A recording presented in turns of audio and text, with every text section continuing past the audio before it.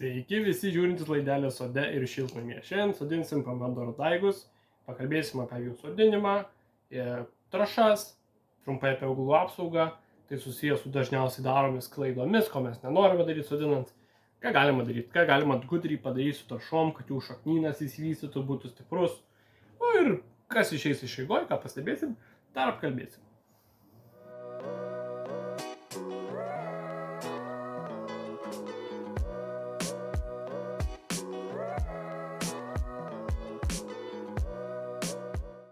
Tai dabar apie pradžią.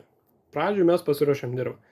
Dirva po rudens gali būti kieta, gali būti grumustuota, gali būti netgi šiek tiek išsiplovęs azotas, tiek pat nusėdęs ir kitos maisto medžiagos. Tai mes ką darom, tai mes apkasam pačią dirvą, apkasam, sukasam, reiks porą kartų greičiausiai ravėti piktžoles, nes po sukasimų jos vėlgi iki kada jau bus temperatūros geros pasiruoš sodint, tai piktžolės vėl atžils. Tas reikia pasistengti tos grumstus, kada perkasam žemę, sulyginti su kokiu grebliuku. Ir tos visus, sakykime, piktžolės, kas liko, pasistengti, kuo įmanoma geriau išrinkti. Aišku, taip nebus. Tad dėl pačios, dar yra visokios šaknų liekanos, tai, priklauso kokios piktžolės buvo, tai jas reikėtų pašalinti. Kai kurių nebūtinai, nes vienos piktžolės sugeba iš šaknų ataugti, kitos ne visai. Dabar apie pačią dirvos, taip sakant, struktūros ir kokybės pagerinimą, tai aš visą naudoju ir aš ir profesionalai dažniausiai ūkininkai naudoja organinės trąšas, šiuo atveju tai yra vištos mėšlo granulės, jos yra kietos, jos neturi stipraus kvapo, jos yra kaitintos, jos neturi žalingų patogenų, bakterijų, neapkrės jūsų augalų nieko. Čia yra tiesiog gera trąša, jos duoda visų makro ir mikro reikalingų elementų augalai. Tai žinot, yra viena iš pačių seniausių trąšų pasaulyje ir viena iš geriausių. Tai kada sukasama žemė, tai naudoju ją. Aišku, galima tręšti tom trąšom ir sezonui bėgant, tačiau labai gerai yra panaudoti dirvos. Dabar, kuo tas dar gerina dirvą, yra tai, kad tai yra daug organinės medžiagos. Organinė medžiaga veikia kaip mašinų stovėjimo aikštelė, aš taip pasakysiu. Nes prie organikos limpa elementai trąšimo. Tai ypač limpa kalis, fosforas, kurie žiauriai yra naudingi. Kadangi organinės medžiagos krūvis yra minusas, tų medžiagų krūvis yra pliusas, jie prilimpa ir tada mes turim kuo daugiau organinės medžiagos, tuo turim geriau išsilaikančias trąšas. Kuo turim mažiau, tai mes ten galim mineraliniam trąšom, jau kalbam apie mineralus, mes galim tręšti kaip norim, bet nėra prie ko prilipti. Pavyzdžiui, jeigu į smėlį jūs tręšite, tai jos išsiplaus ir viskas, nes nėra organikos. Tai mes ne tik patręšiam, bet mes padidinam tą pačią vadinamą stovėjimo aikštelę. Ir tas sezonui pradžiant augalas tiesiog kaip tręšiam, bus tiesiog kur kol augalas nepasisavina trąšų, tai tos trąšos turės kur, taip sakant, sandėliuotis, kad augalas bus pasiruošęs jas pasimti. Tai va, tiek apie tą dirvos paruošimą. Tai va, pradant nuo sodinimo, šitą padarysiu lėtai, neskubėdamas, o tada jau visus kitus jau darysiu pats atskirai, nes šitie dalykai, jeigu norisi padaryti gerai, užtikrintai, taip sakant, jau reikia neskubėti. Tai pirmiausia, tai pasiruošiam vietą. Va, matom, kokio dydžio mes turim plius minus esamą šaknyną. Tai mes tokio dydžio pasibandom išsikasti ir duobutę. Čia, žinot, čia yra... Tai nereikia skubėti. Čia reikia mėgautis, reikia pailsėti. Nes galim pabūti ramiai, galim pabūti vieni. Galim pabūti biškį su žeme. Žemė irgi turi savo krūvį, mes turim kitą krūvį, žinot. O va. Dar biškį. Pasiruošiam. Žinot, dirbi žmogus visą savaitę, plaši. Ta gali savo su savo mintim ramiai pabūti, skubėti kur nėra. Galima biškį įsikrauti.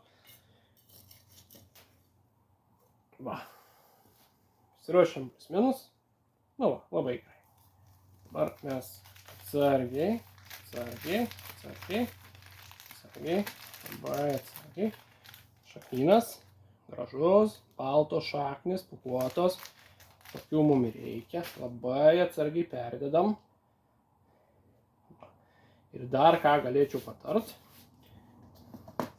jeigu mes turim trąšų organinių, Biški nepersistengiam. Visiškai nepersistengiam. Biški mažą saujelę organinių trąšų. Kad augalas turėtų kur stiebtis, kad jam būtų motyvacija tam tikras stiebtis, taip. Užpilam vandens iš karto. Nes ta duobė biški yra sausoka. Taip. Užverčiam ant viršaus. Galim sodinti ir biški giliau. Dabar apie pomidorus. Aš iš jūsų sulaukiu nemažai žinučių, pas jos būna žinot, spuogelis esu nuvirę. Pomidoras yra vijoklinis šeimos. Ne vijoklinis šeimos, bet jis auga panašiai kaip vijoklis, jis gali šaknis išleisti iš bet kurios stiebo pusės. Tai mes jį galim įkast biški ir giliau, negu jis buvo, priklauso kaip jūs norit. Ir bakšt, ir mes turim viską padarę. Ir jis į kitos vietos, kur mes įkasėm, jis ten šaknis išleis. Turim stiprų, gražų augalą. Lapai gražus, nieko netrūksta. Nei kalio nesimato, nei azoto, nei sieros trūkumo. Kol kas. Po to mes dar palaistysim tirpių trąšų. Nedaug, vėlgi nedaug. Nereikia augalo per daug stresuoti, nereikia jam duoti per daug streso. Jam jau bus pakankamai streso tas persodinimas. Mes jį galim tik tai švelniai paskatinti. Bet dėti didelės normos trąšų tikrai nepatarčiau. Leiskim jam biški priprasti. Tada po kelių dienų, po 2-3 dienų, jau mes galėsim duoti jam normalią trąšų, kaip priklauso dozė. Tačiau dabar iš kart matau, kad čia yra lapukas, biškis buvo padegęs.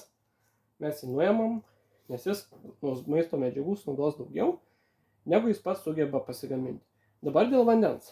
Labai atsargiai pilkit vandenį, būtinai pilkit drungną vandenį, nepilkit šalto vandens.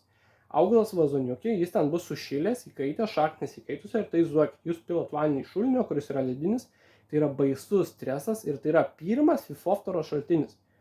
Labai dažnu atveju šaknis įsimeta fifoftorą.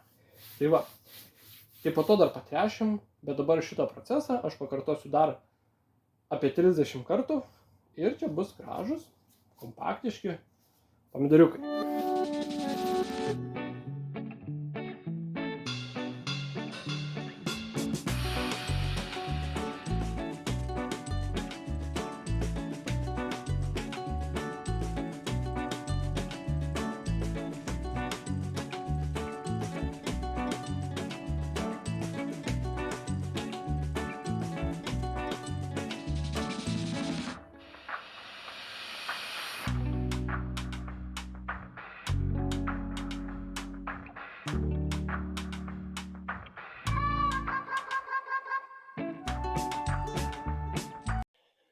Ką galima daryti dėl šventos ramybės, jeigu jau bijot, kad nudegins, galima paimti savo organinės trąšas, galima jas paberti, tada užberti biškį žemės sluoksnių ir tą sodinti savo daigą. Ir tai jau galite nepergyventi, kad tos šaknytės nudegs.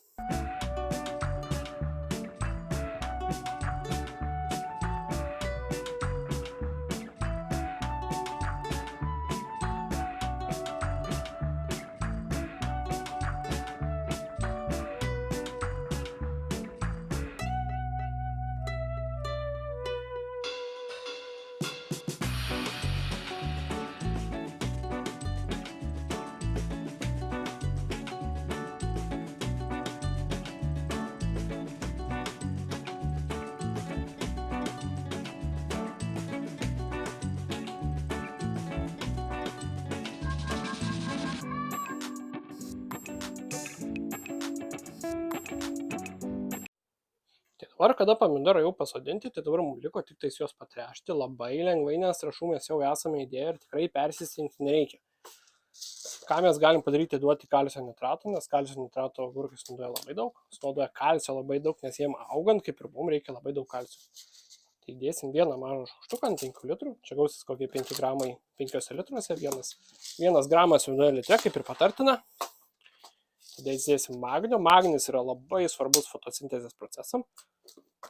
Kol jie iki žydėjimo, iki vaisių mezgimo jie naudoja labai daug magnio. Tiek pat. Norma tokia pat. Ir gera stipri bazė. Pomidorų trąšos. NPK 9038. Su visais reikalingais mikroelementais. Tai ne tik užtikrins, kad pomidoras gautų visų reikalingų maisto medžiagų, bet labai padės nuo dabartinio streso.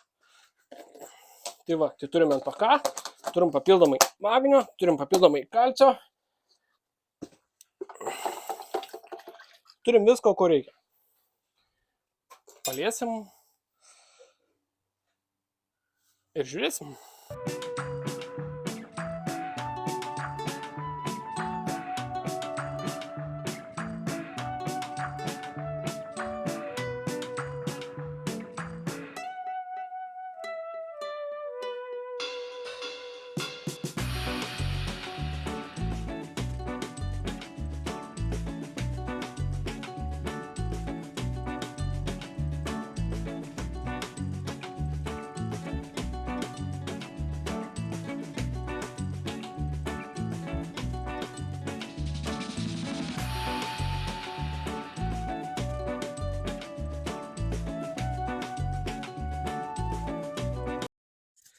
Tai ką, mėly laidelės žiūrovai, tada galima apibendrinti. Pomidorų nebijokit sodinti giliau. Pomidorai gali šaknis leisti iš viso stiebo praktiškai. Jeigu matot, kad šaknis kažko yra biški pasižeidusios, jums nepatinka, pasodinkit biški giliau. Galite įdėti organinių trąšų. Tai labai yra patartina. Tačiau nelieskite, pasistengkite jų nelies prie šaknų, o jeigu jos liesis, tai berkite jų nedaug.